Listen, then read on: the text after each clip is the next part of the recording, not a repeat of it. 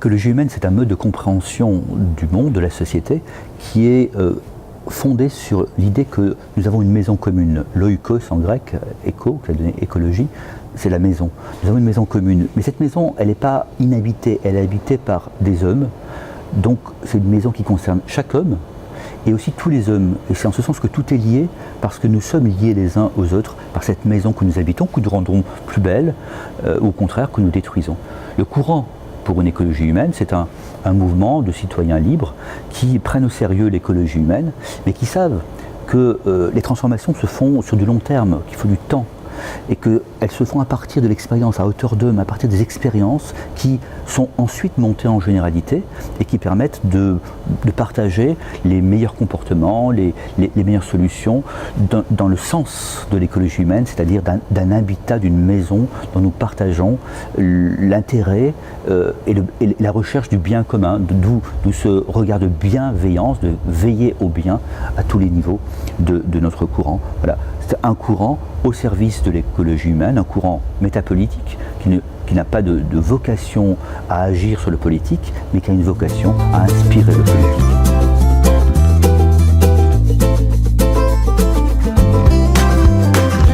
Le 21 mars 2013, via une tribune dans le journal La Croix, 3 quinquagénaires ont co-initié l'aventure du courant pour une écologie humaine. Il s'agit d'une revendication plus profonde, radicale. Elle concerne le sort de l'être humain dans la société contemporaine. Est-il un simple matériau, objet d'expérimentation technique, sociale, économique ou médicale ?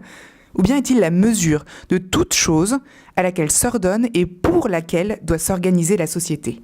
Depuis cette tribune dans la Croix, il s'est passé plusieurs événements que certains d'entre vous ont vécus. En juin 2013, 500 personnes se retrouvent à la Cité universitaire de Paris pour repenser ensemble une société à hauteur d'homme. Il y a eu ensuite un tour de France, beaucoup de belles rencontres et de découvertes d'initiatives qui ont permis petit à petit de concevoir comment concrétiser ce chemin de bienveillance, chacun agissant à son échelle, localement, dans son cœur d'activité. Les 6 et 7 décembre 2014, 800 personnes se réunissent au Palais des Congrès de Montreuil pour entamer la révolution de la bienveillance. Ce sont les premières assises de l'écologie humaine. En juin 2015, un colloque agriculture se tient en partenariat avec l'Assemblée permanente des chambres d'agriculture, acteur d'importance en France dans ce monde agricole. En juillet 2015, c'est la publication du manifeste qui pose les bases anthropologiques du courant. Le manifeste est donc un texte fondateur produit en 2015 à la suite d'un processus collégial. Des sympathisants ont phosphoré ensemble pendant un week-end et ont produit ce texte extrêmement dense et riche. Ce manifeste affirme notre anthropologie. Il définit la vision de l'homme et de la société portée par le courant. Il part donc du postulat que l'homme a 3 dimensions, physique, intellectuelle et spirituelle, qui sont d'égale dignité. La dimension spirituelle est particulièrement sensible car, je cite, « elle permet d'échapper au déterminisme politique, technique ou utilitariste qui pourrait faire de l'être humain un moyen, au service d'une fin matérielle, et de son environnement, un simple pourvoyeur de ressources à utiliser. » Ce manifeste pose les principes essentiels pour transformer la société par l'homme et pour l'homme. Les grands chapitres sont: le premier, pourquoi agir ? Eh bien parce que l'homme est responsable de son milieu. L'activité des hommes a pour fin de façonner ce milieu afin de rendre la vie plus sûre et plus juste, c'est-à-dire meilleure. Deuxième chapitre, au nom de quoi agir ? Une anthropologie inspiratrice. Le milieu social et naturel procure aux êtres humains des droits et impose des responsabilités à l'égard d'eux-mêmes. Troisième chapitre, selon quels principes agir ? La personne humaine comme mesure. Nous considérons que c'est à hauteur d'homme que doit se bâtir la maison commune. Voilà pourquoi il s'agit de choisir la bienveillance, de reconnaître nos communs et d'agir à partir du plus vulnérable. Dernier chapitre, comment agir ? Ouvrir des pistes. Le courant pour une écologie humaine a pour vocation d'encourager les initiatives qui contribuent au bien de tout l'homme, de tous les hommes. En octobre 2015, nous lançons le tout premier parcours de formation CAP 360. Des équipes se réunissent dans toute la France, en Suisse et en Norvège. Cette année-là, on creuse ensemble la notion des communs, ces ressources, ces lieux que l'on partage avec d'autres. Il s'agissait tout d'abord d'en prendre conscience, puis de lancer une dynamique de cogestion durable pour plus de convivialité et d'humanité. L'année d'après, en octobre 2016, c'est la saison 2 de la formation CAP 360 sur le thème « Tout l'homme ». Nous avons pris le temps de comprendre l'importance de se situer, de s'enraciner, de s'ouvrir, de se relier, de travailler, de réparer et de pacifier. Juin 2017, nous lançons le premier volume d'une collection dédiée à la recherche des conditions et des moyens nécessaires à l'émergence d'une société de bien commun. Ce livre comprend 21 contributions d'acteurs de terrain. Chacun donne sa vision du métier qu'il exerce depuis quelques années. Cela va de l'agriculture au transhumanisme, en passant par la pauvreté en France et à la protection maternelle et infantile. Une vraie mine d'or pour changer la donne à hauteur d'homme. Pour ceux qui ne le connaissent pas encore, il est possible de le découvrir en ligne. Et puis nous voilà en septembre 2017 pour le lancement de cette saison 3 du CAP 360.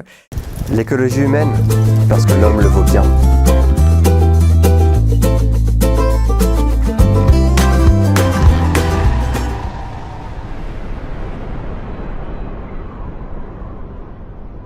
Une boule de roche et de poussière tourne dans le froid du vide sidéral.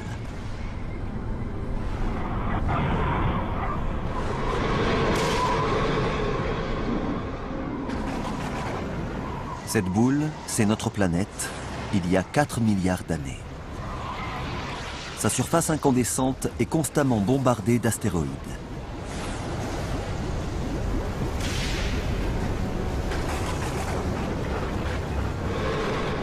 L'atmosphère ne contient pas d'oxygène. Elle est composée d'un cocktail toxique de dioxyde de carbone, d'azote et d'hydrogène.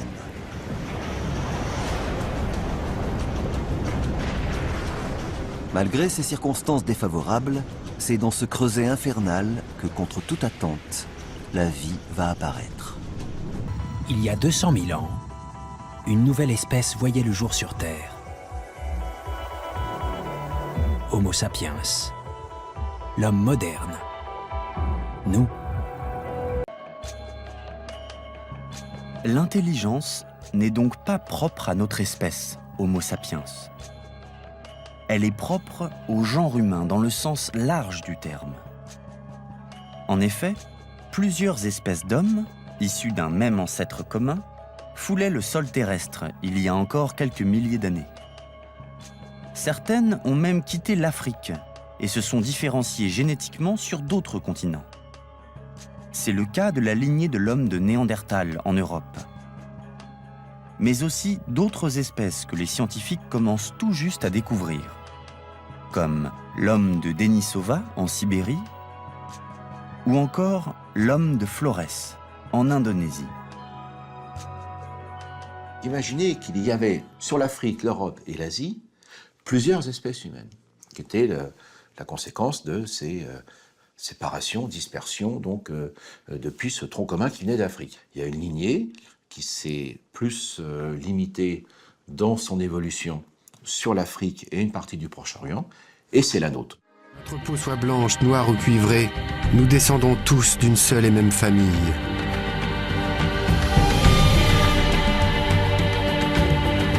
« 10 millions d'années, c'est 500 000 générations. Inlassablement, nos aïeux ont transmis leur savoir à leurs enfants pour qu'il arrive jusqu'à nous. Imagine what our world would become if we accepted that we are family.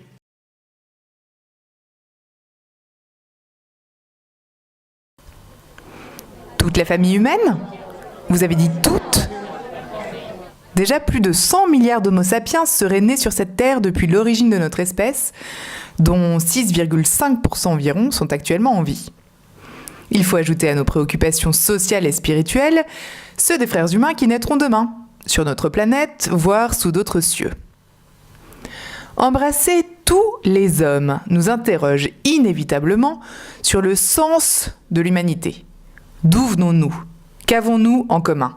Formons-nous une humanité ? Dans quelle mesure peut-on penser l'homme sans penser l'humanité ? Finalement, qu'est-ce qui caractérise cette humanité ?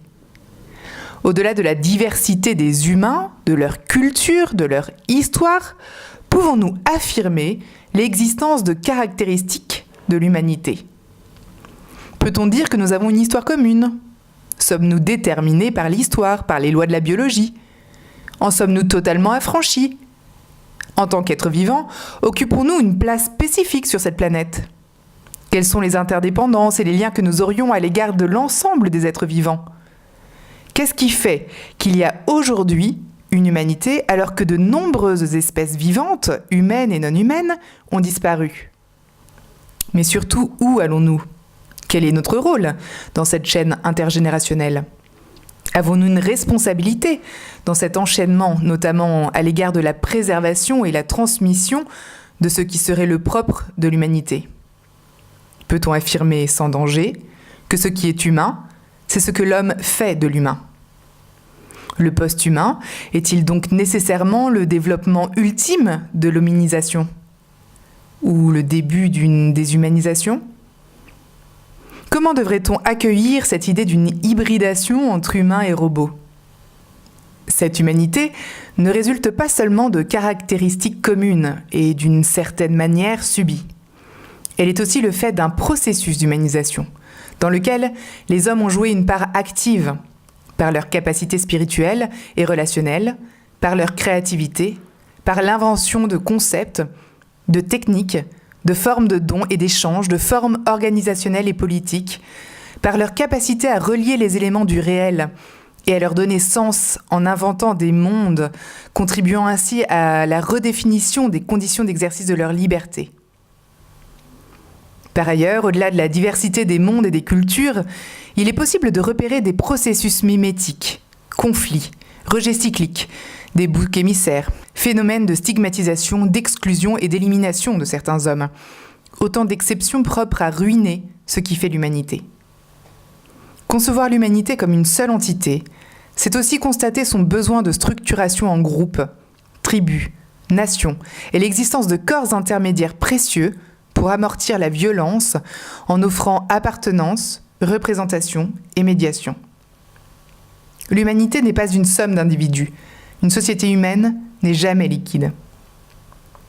Quel est finalement le sens de cette vie ? Question par essence humaine, car les préoccupations de notre espèce dépassent celles du monde visible.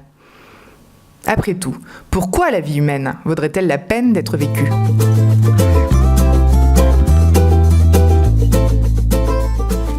Bonjour et bienvenue pour cette nouvelle année de notre programme CAP 360, une année qui est consacrée au thème « Tous les hommes ». Nous avons consacré l'année dernière au thème « Tout l'homme », c'est-à-dire que nous sommes descendus dans la personne humaine pour nous poser la question « Qu'est-ce qui fait que je peux me considérer comme un être humain ? Quelles sont les différentes dimensions ?» Et cette année, nous ouvrons notre regard sur les autres et nous nous posons la question « Qu'est-ce qui fait que mon voisin ou mon plus lointain, je peux le considérer comme un être humain comme moi ? Qu'est-ce qui fait que nous formons une commune humanité, tous les hommes ?» Alors c'est une vieille histoire. Alors voilà, ces deux questions en fait qui sont en face de nous. C'est d'abord de comprendre que l'humanité, c'est pas une assemblée d'hommes, je dirais, individuels et intéressés par leur propre sort. Il y a une consistance. Je ne peux pas penser l'homme sans penser l'humanité. Ça, c'est pour la compréhension de l'humanité. Ensuite, c'est très important parce que pour transformer ce monde, en fait, nous ne pouvons transformer qu'en exerçant, ou plutôt en expérimentant, finalement, cette humanité. Et en recréant les conditions d'exercice, finalement, de déploiement et d'épanouissement de l'humanité. Et ce qu'il y aura de particulier, je le dis en particulier pour les anciens, mais aussi pour les nouveaux, c'est qu'on va essayer cette année de faire vraiment des actions qui soient des actions collectives et qui soient des actions à la rencontre de personnes pour être comme des révélateurs d'humanité, pour essayer d'avoir un impact sur notre environnement, pour l'humaniser d'une certaine manière, mais ensemble. Et donc ça va demander à chacun, pas seulement de participer aux réunions, mais vraiment de porter avec nous cette ambition du courant, d'être un outil, un modeste outil, mais un vrai outil de transformation de la société, en accueillant aussi le mystère de la personne, pas seulement des déterminations historiques qui sont importantes et qu'il faut connaître, mais aussi en accueillant le fait que nous sommes peut-être appelés ensemble à cette transformation. Voilà, un outil de transformation de la société en révélant ce qu'est l'humanité et ce qui nous relie en tant qu'humain, entre tous les humains. Voilà le programme de cette année, un programme à la fois stimulant, on l'espère, et qui nous met en marche, qui nous met en route et qui nous permet déjà de penser à ce monde humanisé auquel nous aspirons.